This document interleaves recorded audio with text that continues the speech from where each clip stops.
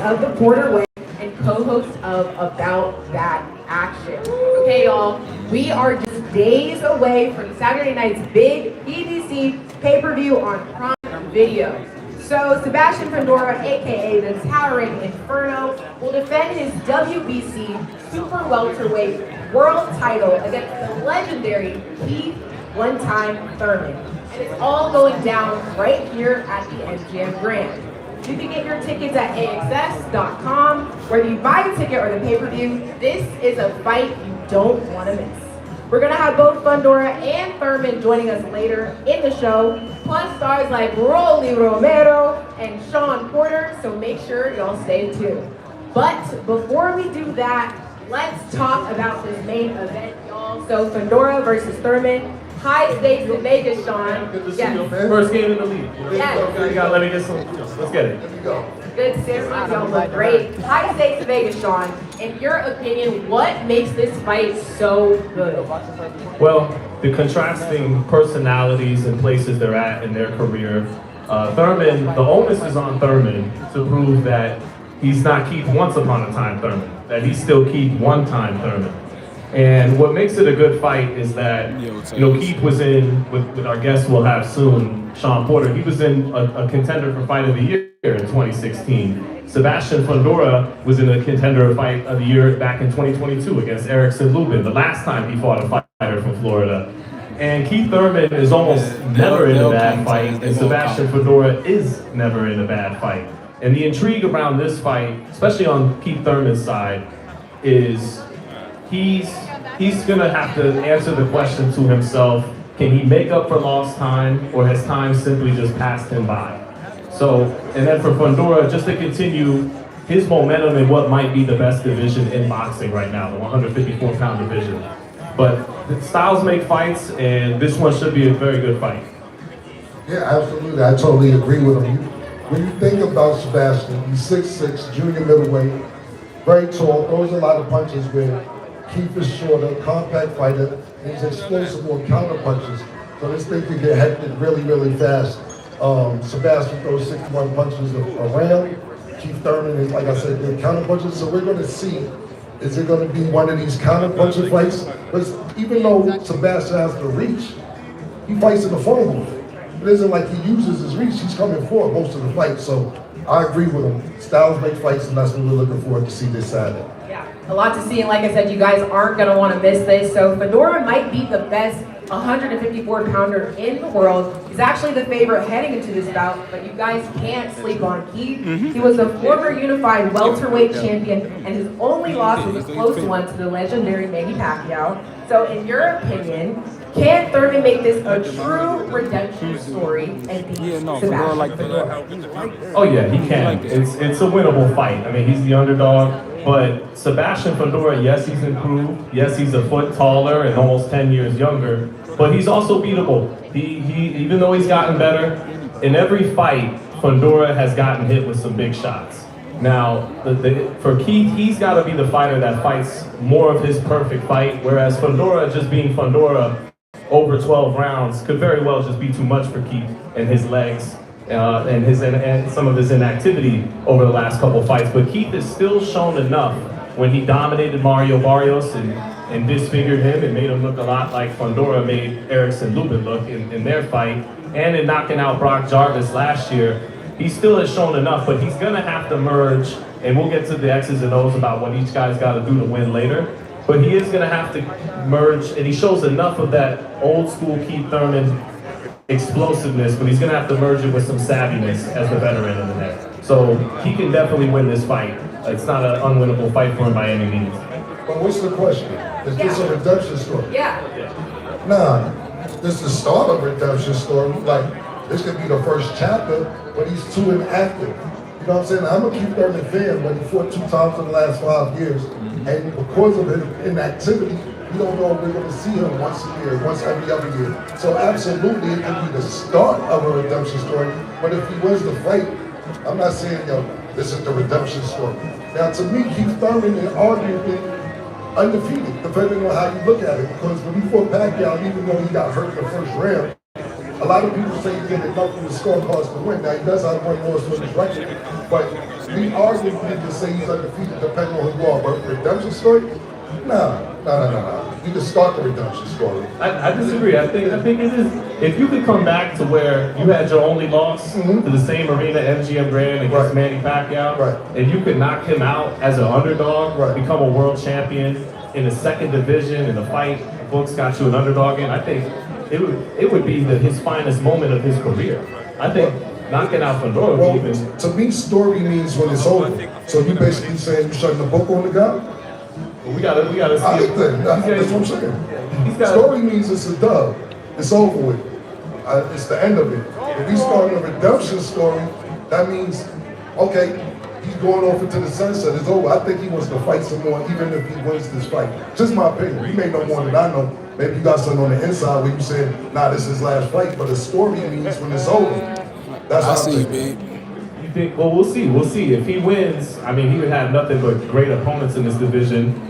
This is one of the best divisions. He can fight the other young champions, but he could also run it back with Errol Spence if Spence can get past. If they fight Tim Tszyu, if that Tim Tszyu fight happens, that's long overdue. Or you can get some clips, clip it. Whoever can get clips, just clip them. I'll be able to get them after the stream. I mean, it's a lot of people in the division. Well, we'll talk about what Fundora could do if he wins, but you got to think about. You're not going to overlook Ennis either. You know, Jerron, there's a lot of people in the division that both of these guys could fight if they come out victorious. I think the division is full. We could talk about Sebastian trying to unify all the belts. It's a lot of different scenarios for both of these guys if they win. You really can't overlook anybody. You really can't overlook anybody, and this is good that you guys have differing opinions because you're saying this is the redemption story, and you're saying this is the start of a redemption story, so this is what we'll see this weekend. And even if he gets his ass kicked after this, if he knocks out Sebastian Fundora, that's a big degree of redemption because when he became the best welterweight in 2017, when he grabbed 2 belts, the other 2 champions at that time, and he was the number 1 welterweight, the other 2 champions were Errol Spence and Terrence Crawford, and he would admit that a part of his prime was squandered.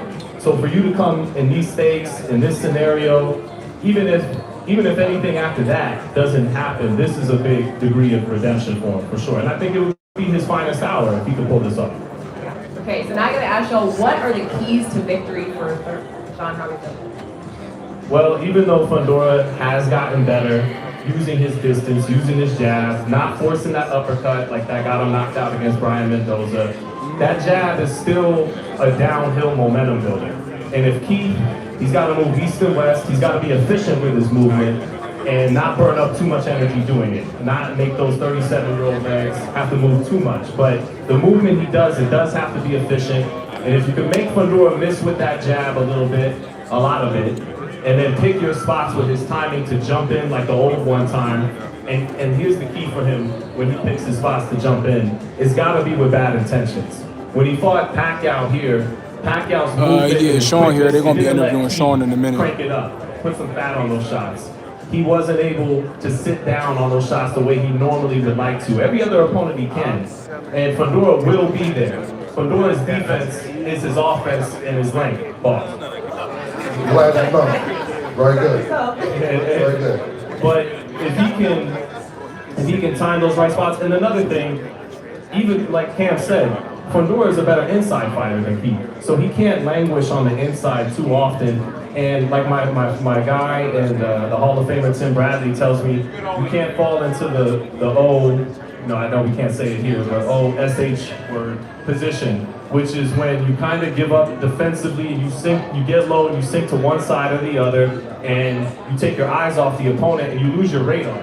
You lose your sense of where the punches are coming from. Fundora will punch down at him and hit him with that. So on the inside, he can't stay there too long. He's gotta also keep, said to me and Sean earlier this week, no one's ever hit Fundora with a really good body shot. He has to paint different parts of the strike zone to set up his home run. And use, again, the movement, because Jamonte Clark, who gave Fundora his only draw, he used a lot of good movement. Brian Mendoza, who got the knockout, he took a lot of angles and a lot of movement, and he made Fundora have to think of different spots defensively. He threw the right hand to the chest, he threw the right hand up top, he stabbed the body a little bit, and then boom, there came the hook he couldn't see. So Keith is going to have to hit different zones and weather the storms. And what's interesting about weathering the storms too, Cam, when Fundora got dropped by Lubin and when he got stopped by Mendoza, it happened right when he thought he was on his way to get the other guy out of there. So for Keith, he might have to bite down, and his best chance at some point might be when Fundora thinks he's getting him out of there. And then when he's thinking offense, offense, offense, go, go, go, go, I'm about to get him out of there, that's when you might have him more open than any other time in the fight. It's going to have to be an intelligent and ballsy, Herculean effort for Keith Thurman to win this fight. Keith got to take his ego out the way, pick and pop, east-west, and stay out the way. Fundora's going to come with a volume of punches. If he can stay out the way and land good shots, because he's a great counter puncher, that's going to help him win the fight. Like he just said with Mendoza, I see Keith Thurman do an interview recently about this fight. He's saying that Sebastian isn't mentally over getting knocked out. And I think Keith Thurman thinks that he can knock Sebastian out. And maybe he could, but you shouldn't go in there with that attitude. Not the first couple rounds. Not saying you don't want Keith Thurman to knock this dude out. But at the end of the day, don't go in there looking for a knockout. Let it happen. I think take your ego out. Pick your shots, east-west. And if you get on the inside lane and get shot, Chalabill was almost Saturday night. But not too much. Don't go in there and try and beat Floyd Mayweather. You have to take your spots with bad intentions. I disagree with Keith about that Sebastian has lost his confidence. I think in that first Zoo fight, where he was picking and poking and pelting a lot, yeah, I saw that a little bit. I don't want to get caught with that shot again. Right. But ever since that fight, when you see the Zoo rematch, right, he's back to being the Punisher again. Right. So I think he's just has a healthy concern in there now. Now that knockout reminded him of his mortality. Right. And in that first fight back with Zoo, you saw him not commit to punches as much, but in the second Zoo fight and in the Cordell Booker fight, he's merged a little bit more intellect, a little bit more distance control, and he's back to being that bruiser again too. So I think he can be mistaken. Well, the thing about it is Keith Thurman will be out here. You can call him a liar to his face when he gets here. So you ain't got to tell me about it. You'll see him in a minute. Once upon a time, Are crazy. Let's talk about what's realistic, right? So what version of Keith Thurman should we realistically expect? Throwing out a whole bunch of things. What do you see realistically happening? Yeah, again, well, back to his X's and O's too. When we talk about Keith getting to the body in this fight, I'm not talking about Julio Cesar Chavez curling up on the inside, because that's where you get eaten alive. I'm talking about like old school athletic American fighters used to get off the body shot. They would get it off with some distance and using their athleticism, mid-range, get it like that. But for what version of Keith Thurman I think we'll see in this fight, I think nobody in sports in my lifetime did it better than Kobe Bryant when it came to adjusting for age. When he couldn't just cross you over and posterize Yao Ming or Dwight Howard, he had to make up for it in other ways, pump fake you 3 times or something like that. But Thurman, I think, actually has shown he still retains quite a bit of his athleticism and explosiveness. He's gonna have to dial it up with a little bit more savvy, find a way to make Fundora inaccurate, and be efficient. But I think you'll see I'm about to go live when the guests come down, when Sean and Thurman and Fundora come. I'm gonna go re-live, y'all. Still got some movement, still jumps in with